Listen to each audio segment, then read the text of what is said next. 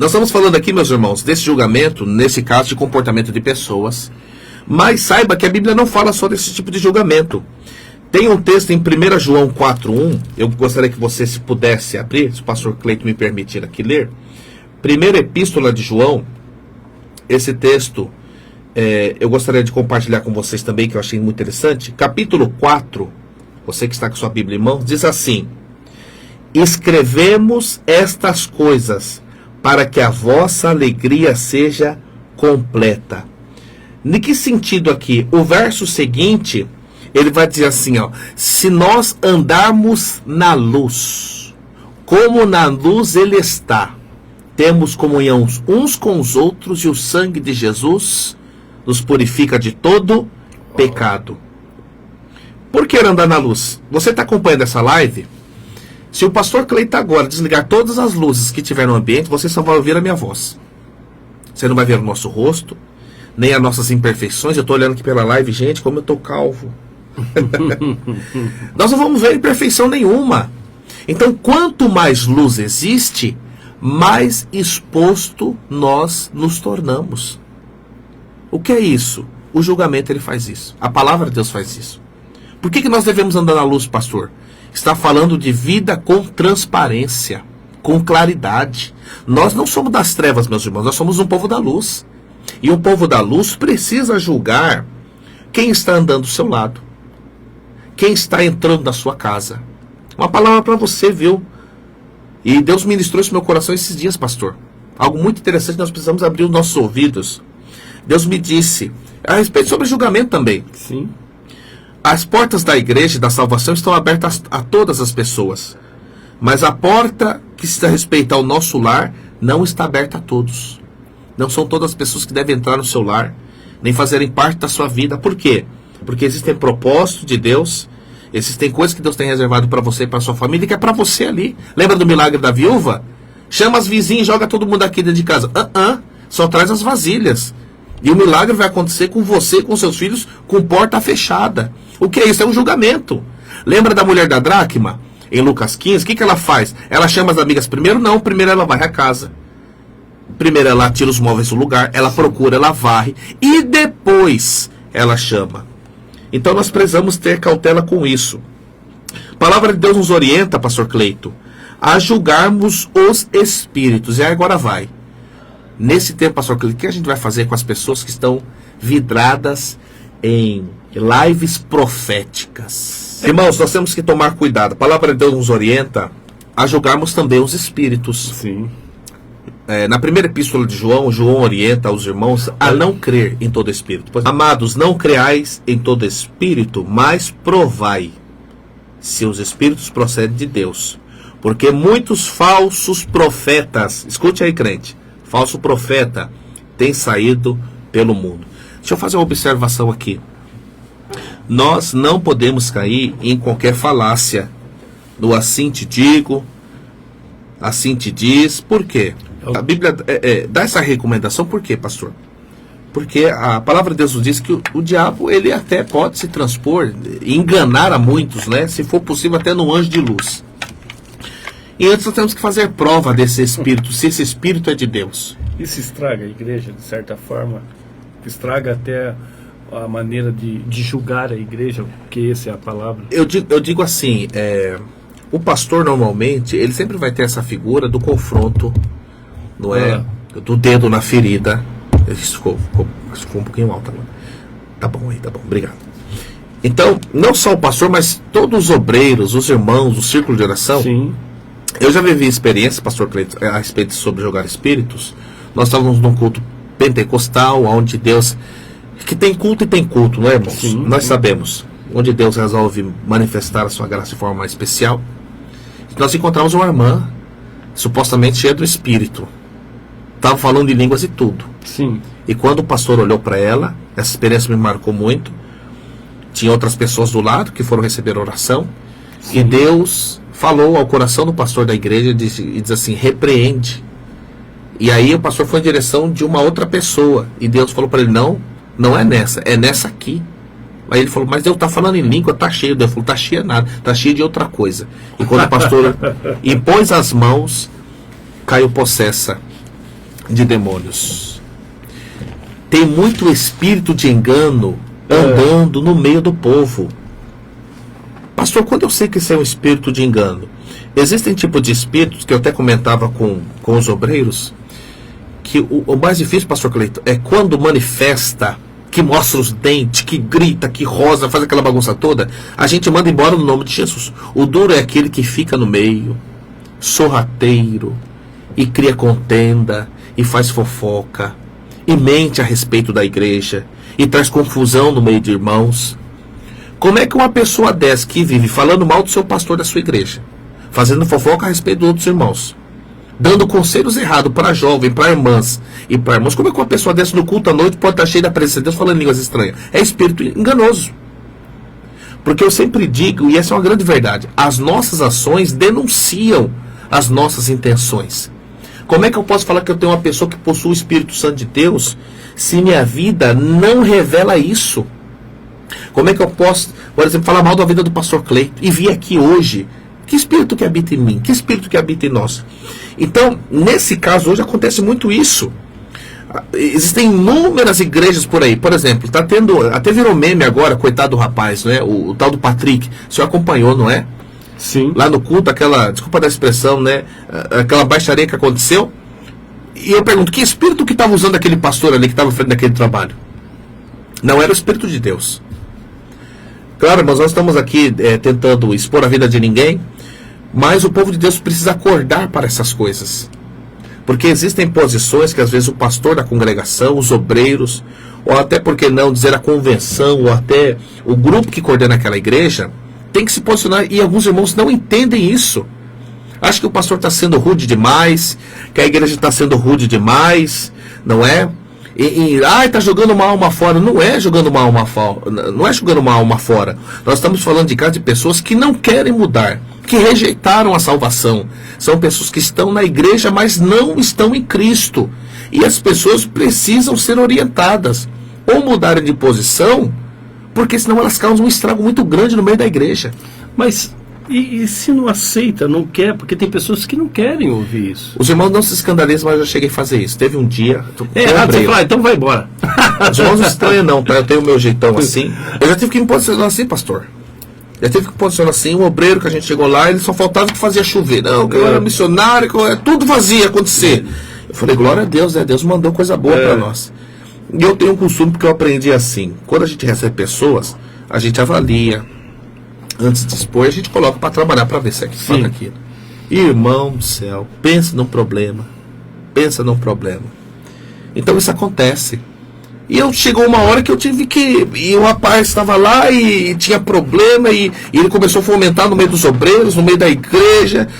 E eu tive que chegar e falei, meu irmão, é o seguinte. O irmão não está conseguindo ser bênção para nós, e eu não estou conseguindo ser bênção na vida do irmão. O irmão não quer se sujeitar. Eu não estou aqui, eu não sou autônomo. Eu tenho que prestar conta não só ao meu presidente, mas a Deus.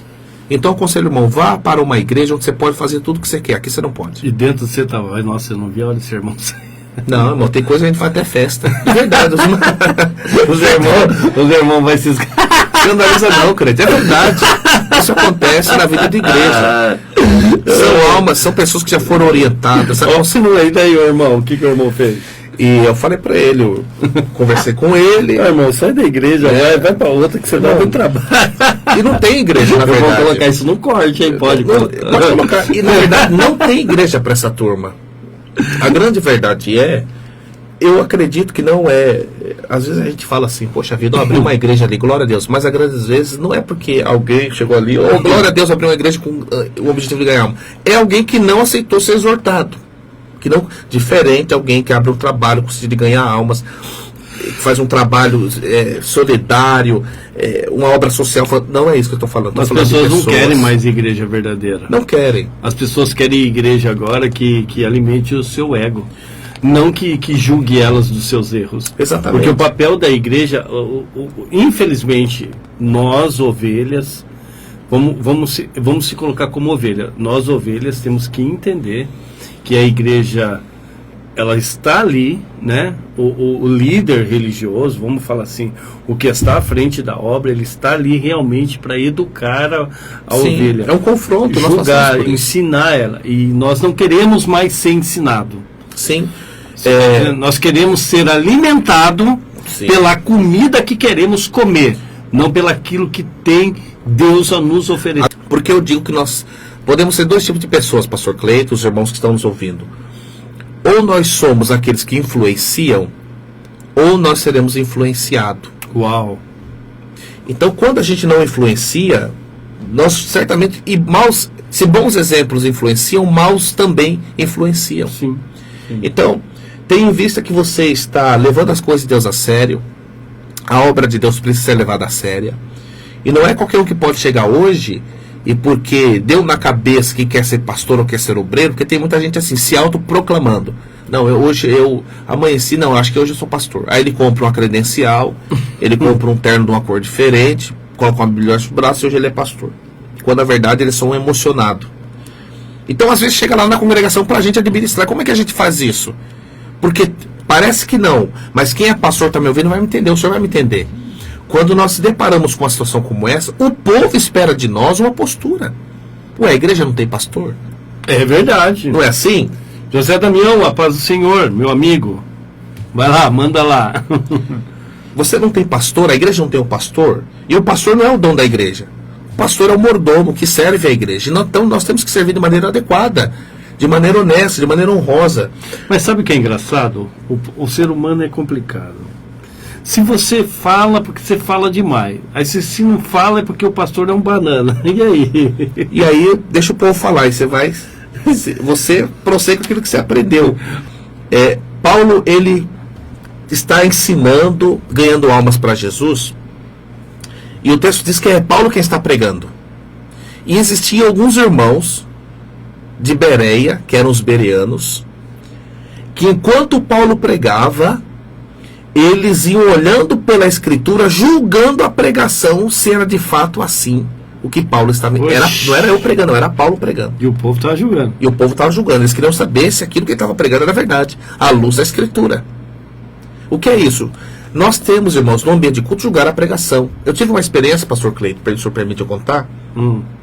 Na congregação hoje que eu dirijo, que eu convidei um irmão para trazer uma palavra na igreja, e o irmão, ele pregou, acabou o culto, e quando acabou o culto, eu recebi uma mensagem do meu WhatsApp. Recebi uma mensagem de uma irmã. Sim. E ela me saudava a minha esposa, e ela dizia assim: pastor, eu estou indignada com o culto de hoje. Eu falei: meu Deus, o que aconteceu, irmã? Porque os louvores foi muito bom, tudo foi muito bom, mas eu não concordei com a mensagem que foi pregada hoje. Eu falei: como assim, irmã? E aquilo ali eu já me empolguei, né? Porque, poxa vida, né? Aquilo que aquele irmão pregou, aquilo não é bíblico. Eu não sou aquilo que ele diz que eu sou, dentro daquele contexto. Eu conheço a palavra de Deus. E eu falei: poxa vida, irmã, a senhora está certa. Ninguém me mandou mensagem, nenhum dos obreiros me mandou mensagem, ninguém, mas ela me mandou. Uma irmã quietinha lá da igreja, ela vem, cultua e vai embora. E aquilo me chamou a atenção, porque nós precisamos julgar, porque na verdade a palavra de Deus é alimento para nós. Nós não podemos viver só de receba, não é? Você conhece alguém que já foi assim: rapaz, hoje o culto foi top. Uma vez eu encontrei um jovem e falou: pastor, qual foi a palavra? Hoje o culto foi top, hein? Eu falei: mas irmão, e pegou no quê? Pastor, o mistério foi tão grande que eu não lembro. Não lembro da palavra. Meu Deus. Eu falei: então você não está cheio, você está empanzinado, né? Você está... Por quê? Porque a parte mais importante, quando você prega, quando nós pregamos, pastor, os irmãos que estão aqui na live, quando nós trazemos uma mensagem no púlpito, nós estamos lidando com o destino eterno das pessoas. Então aquilo que nós falamos ou pode gerar vida ou morte. O senhor pegou um tempo, e eu sempre é o que eu mais bato na tecla no curso teológico, nos cultos de ensino, porque louvor é teologia cantada, e nós temos que julgar o louvor. Você quer ver uma coisa? Um abraço ao evangelista pastor Bruno Moraes, líder da nossa mocidade do Campo de Tudo, Almaty. Ele foi pregar na congregação, ele disse algo muito interessante. Você reparou como que é as letras das canções hoje? Eu estou me arrastando. Em outras palavras, eu estou me arrastando. Não, veja bem. Na canção, se você parar para ler a letra, o povo está cansado, está desanimado, está se arrastando. Gente, Cadê o povo que canta o 370? O 340, esse que surge um povo forte, revestido de poder, que não teme nem a morte, quem a ele pertencer. De primeira, os crentes eram um povo vigoroso. Um povo, né? Tem até um hino da APA, que a gente gosta muito, que diz, entra na batalha, como que é? Entra na batalha, mas aonde? O fogo, ou seja, entra no meio da batalha, da luta, onde o negócio, desculpa, onde o pau tá quebrando, pula lá, e que Deus vai te dar vitória. Ou seja, tá falando de um povo. Agora as canções, não. Você tá fraco, você tá se arrastando. E como se Deus fosse obrigado a ficar falando as coisas. E o que é isso? Isso, o louvor nada é do que mensagem cantada. As pregações giram em torno de nós. A igreja é lugar da gente adorar a Deus. Aí gira em torno do seu milagre. Claro que eu creio no Deus abençoador, tá, irmãos? Estou falando que Deus não abençoa, não. Deus abençoa, Deus dá casa, Deus dá carro, Deus dá tudo. Ele é Deus. Mas o centro do culto é Jesus. E se a gente vai para o culto para falar da gente, e eu já teve igreja, eu fui pregar, o senhor já passou por isso também. Da gente pisar o pé na igreja, a gente não sabe se está numa igreja ou está no ringue de boxe. Porque as letras são confrontadoras, e quem me viu verá, quem me viu passar pela prova não ajudou. São letras infladas de nós mesmos. Então, na verdade, nós temos que julgar esse tipo de pregação. Nós temos que julgar a letra das canções que estamos ouvindo. Se a mensagem do pastor que está pregando lá não tem Cristo, se o louvor que você está ouvindo, meus amados irmãos, não se estranhem como eu estou falando, julgue. Porque palavra é o alimento da alma. E eu vi um médico dizendo que nós somos, pastor Cleito, o nosso corpo é aquilo que nós comemos. Isso é muito importante porque os médicos dizem que nós somos, o nosso corpo é aquilo de que somos formados, daquilo que nós nos alimentamos. Se você é alguém que só come fritura, se você é alguém que só come besteira, se você é alguém que não se cuida, certamente seu corpo vai responder a isso, sim ou não? Sim. Aí vai aumentar diabetes, colesterol e outros problemas. Então, qual que é a recomendação médica? Mude a sua alimentação. E eu digo que isso funciona também na vida espiritual. Se eu estou alimentando de mensagem que só fala de mim, de louvores que só falam de mim, eu estou me alimentando errado. Então, uma avaliação errada sobre o que eu estou aprendendo e me alimentando vai gerar em mim uma vida cristã errada. Na primeira oportunidade que apareceu, o diabo vai te passar uma rasteira. Você vai cair, você vai tropeçar. Então eu deixo aqui, não é, a questão, e é uma pergunta para os irmãos. Você tem avaliado? Sabe o que me entristece às vezes, pastor, que eu vou nas igrejas pregar? E eu já disse isso incansavelmente na igreja. Quando o seu pastor for pregar, pode ser o seu pastor, não feche a sua Bíblia. Mantenha a sua Bíblia aberta para que você acompanhe os textos que estão sendo pregados ali. Porque quando nós lemos o texto e logo nós fechamos a Bíblia, nós demonstramos um desinteresse no que está escrito. Não que a gente vai desconfiar de quem está pregando o pastor. Mas é tão bom quando você lê o texto, porque pregação parte desse princípio. Você lê o texto, você explica o texto e você aplica o texto na vida da igreja. Então, eu conheço pessoas pregadores que lê o texto, ele não explica o texto, ele some do texto, nunca mais volta para o texto, e volta, daqui a pouco, não, o Espírito Santo está aqui, e todo mundo está na frente, e aquela coisa, só movimento. Mas e a palavra? Eu fui numa igreja uma vez, não vou citar nomes, questão de ética, louvor, e um amigo me convidou, estava evangelizando ele, e eu fui lá, ele falou, tem uma igreja perto da minha casa, estou indo lá, eu falei, vamos lá cultuar comigo, eu fui. Na hora melhor que tinha, eu falei, agora é a hora da palavra, cantou uns 200 hinos, e uns hinos, umas letras compridas, e uma repetição, não é? E aí o pastor falou assim, hoje nós não vamos ter palavra, tá? Nós vamos sentar, os irmãos que estão visitando, Deus abençoe a vida de vocês, está aí a bênção apostólica, e nós vamos sentar desse lado aqui, porque a gente vai falar da chácara que a gente vai ter o final de semana, a gente vai combinar o quanto a gente vai comprar de carne, o que vai ter de arroz. Tu tá zoando. Eu tô falando sério. E eu olhei pro rapaz, o rapaz ficou vermelho, falou, não vai ter palavra. Você tá zoando. Irmãos, se você estiver numa igreja, falo pra você, se uma igreja não tiver o mínimo daquilo que porque o que não vai nos nortear, pastor, sobre isso, e nós temos que fazer sim, irmão, esse julgamento precisa ser feito de igreja em igreja, que a gente vai, do que a gente está ouvindo, do que a gente está alimentando a nossa vida espiritual. Isso precisa acontecer. Só para, dando continuidade aqui, meus irmãos, sobre este assunto, talvez seja escandaloso e gritante aos seus ouvidos que está chegando agora, e dizer assim, mas quem sou eu para poder julgar? Essa é a grande questão. Eu sou um crente que fui julgado. Eu sou um crente servo de Deus. Porque às vezes as pessoas pensam nisso, né? Ainda mais como nós vamos para o campo evangelístico. Alguém logo diz, não, mas eu não posso julgar. Você não pode julgar. Como não? A Bíblia me dá essa orientação, esse dever de não só julgar comportamentos que são reprováveis à luz da Escritura, como também dentro desse contexto julgar os espíritos, julgar a maneira que nós estamos se alimentando. E eu digo mais, palavra de Deus, você está com a sua Bíblia aberta, João, o evangelho que escreveu João, capítulo 7, deixa eu ler aqui para os irmãos e contar bem rapidinho aqui. Evangelho de João, capítulo 7, eu separei esse texto aqui para que vocês entendam. Não julgueis, a minha tradução aqui King James diz um pouco diferente, mas o sentido é o mesmo, porque diz, não julgueis de acordo com a aparência, mas decide com justos julgamentos. Em outras palavras, pode parecer certo, mas se não for certo, é errado. Pode ter aparência de pastor, se não tem comportamento de pastor, vida de pastor, não é pastor. Pode ter placa de igreja, estrutura de igreja, mas se não prega o evangelho, se não pega a transformação de vida, se não pega arrependimento de pecados, se Cristo não é o centro, não é igreja. Uma coisa que eu vi um pastor dizendo que mexeu muito comigo, às vezes a gente fica preocupado, que surgiu uma igreja do movimento, não sei das quantas, é uma igreja inclusiva. Igreja na Bíblia só tem uma.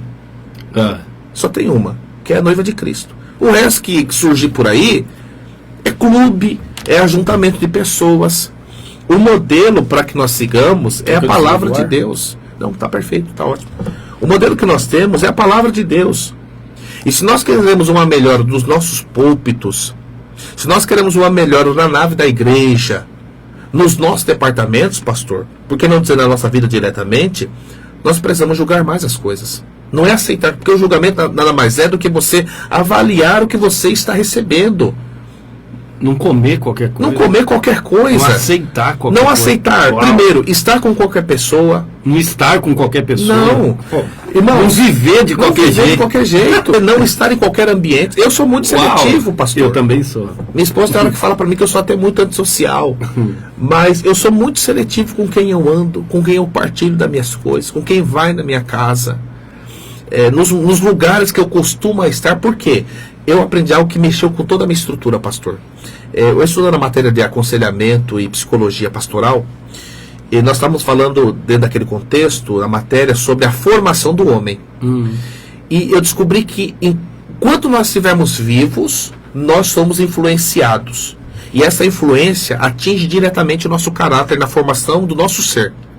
Então, o que faz, por exemplo, o que construiu o pastor Cleito hoje? Nos primeiros anos de vida, a influência dos pais, dos responsáveis. Depois, a escola. Depois, a sociedade que você viveu. Então, se você observar, você é um construto de tudo aquilo que lhe cercou. E construiu quem você é. Então, quando eu percebo que lugares influenciam quem eu sou, com quem eu ando influencia quem eu sou, os lugares que nos cercam influenciam quem nós somos, e eu percebo que essa influência continua diretamente até quando eu morrer, eu percebo que eu tenho que ser mais criterioso e julgar onde eu estou me colocando. Então não é errado eu dizer que, ande com quem tem algo para te oferecer? Negativo, isso é plenamente certo. Ande com quem tem alguma coisa para te oferecer. Eu não sei se isso você não é ser isso. interesseiro? Não, pelo contrário. De certa forma, sim. Porque todos nós de alguma maneira somos interesseiros. De uma certa forma. Não interesseiro de querer do outro. Mas eu sou interesseiro de querer adquirir algo da sua parte que venha me edificar e me tornar melhor como pessoa. Eu sempre procurei andar com pessoas que tinham mais de Deus para me dar. Porque nós estamos em formação. Não é tão bom você andar com uma pessoa que vai te edificar. Em contrapartida, você pode ser aquela pessoa que também acrescenta na vida da outra. Eu sempre digo que comportamentos influenciam. Isso é psicologia. Eu não sou psicólogo, mas a psicologia diz isso. Comportamentos influenciam. Então, se você faz um teste. Minha esposa, ela tem muita facilidade de... Tem pessoas que têm isso, minha esposa também. Chega lá, por exemplo, uma pessoa do Rio de Janeiro e começa a conviver muito com a gente, daqui a pouco ela está falando quase igual carioca. Você já viu pessoas que são assim?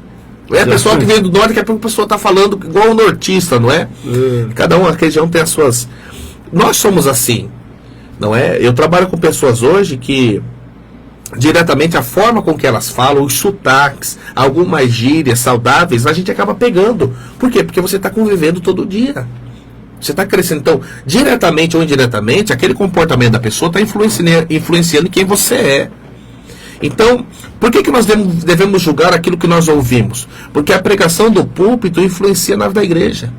Os louvores nos influenciam. A nossa vida cristã é diferente isso hoje. Não é ser crítico. Não é ser crítico. Isso é ser inteligente. Exato. Por exemplo, você quer ver na sua casa... que a palavra crítica, ela acaba sendo o ato até de condenar algo. Sim. E a gente não tem esse direito. Quando nós estamos falando de julgar, meus irmãos, nós estamos separando o certo do errado. O bom do ruim, né? O mal do bem. Se você acha, agora eu vou deixar para você, se você acha que julgar é errado, tira os portões da sua casa e as portas. Deixa tudo aberto, para qualquer um entrar, para qualquer um mexer nas suas coisas. É assim que você quer? Não. Não é? Você tem que ser mais criterioso. Então, quando nós estamos falando de julgamento, nós estamos falando daquilo que vai diretamente impactar na minha vida e na sua vida. Eu hoje, como pastor, tenho uma responsabilidade diante de Cristo, primeiro, e diante do ministério do meu pastor presidente, de apresentar a igreja. Então imagine que eu vou tolerando tudo e aceitando tudo. Eu não posso, porque eu fui colocado ali. Como sacerdote do meu lar hoje, e você que me ouve também, você é um líder dentro da sua casa, você precisa ser mais criterioso com as pessoas que você está ouvindo, com as pessoas que estão lhe cercando. Porque eu costumo dizer que as pessoas, todo esse ambiente, e nós falamos da psicologia, estudando sobre isso, sobre o comportamento do ser humano e da formação do homem, todo esse círculo que nos cerca vai cada dia nos formando quem nós somos.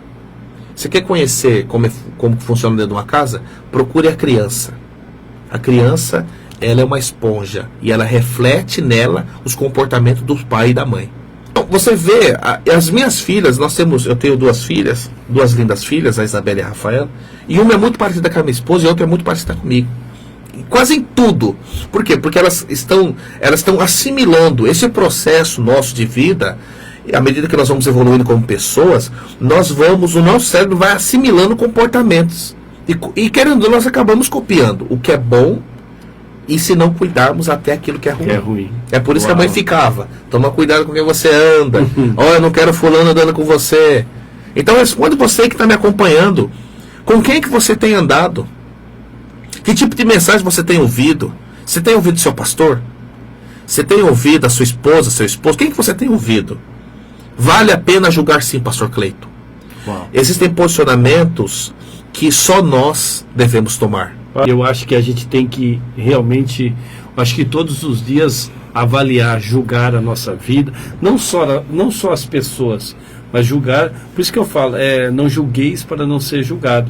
Ou seja, tire primeiro a trave, você disse isso no começo. Sim. Eu acho que primeiramente a gente tem que nos julgar.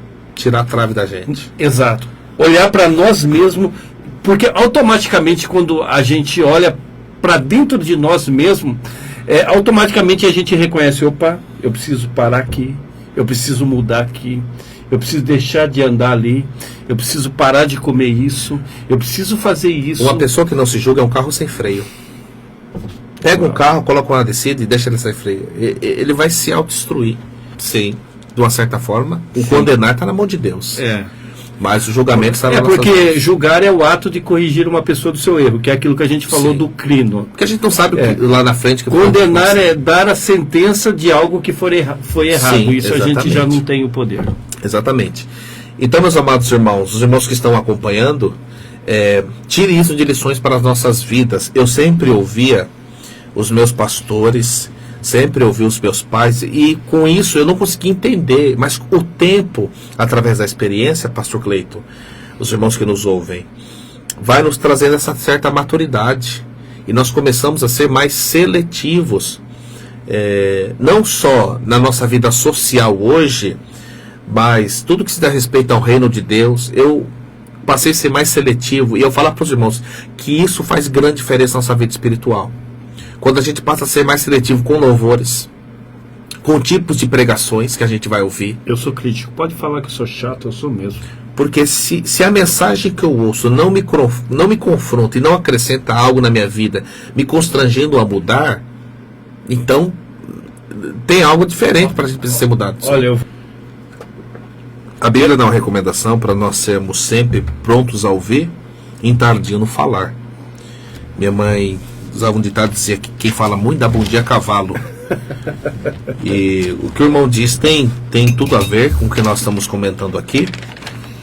Claro que nós temos que ser, dentro desse ato de julgar, sermos ponderados e responsáveis, não é?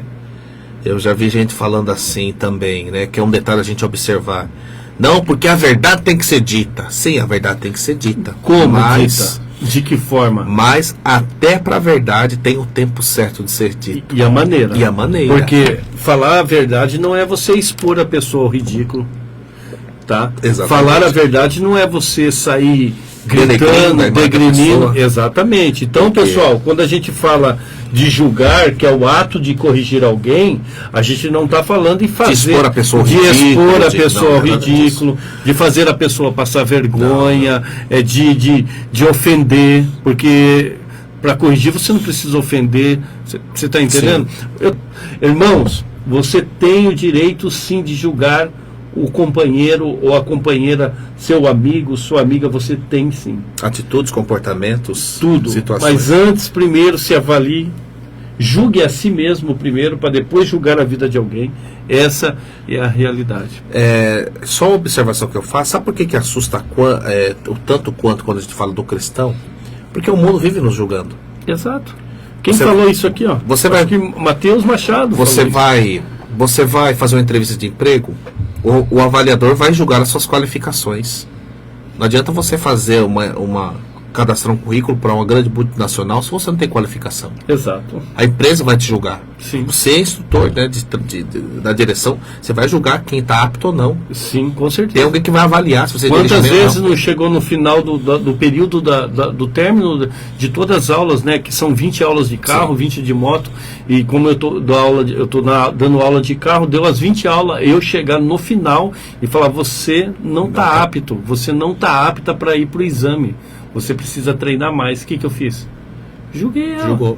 Então, assim, pastor Cleiton, em todas as situações da vida, nós estamos diretamente julgados. Só que existe uma problemática na cabeça do ser humano, porque quando ele pensa que é para Deus, que Deus tem que aceitar tudo.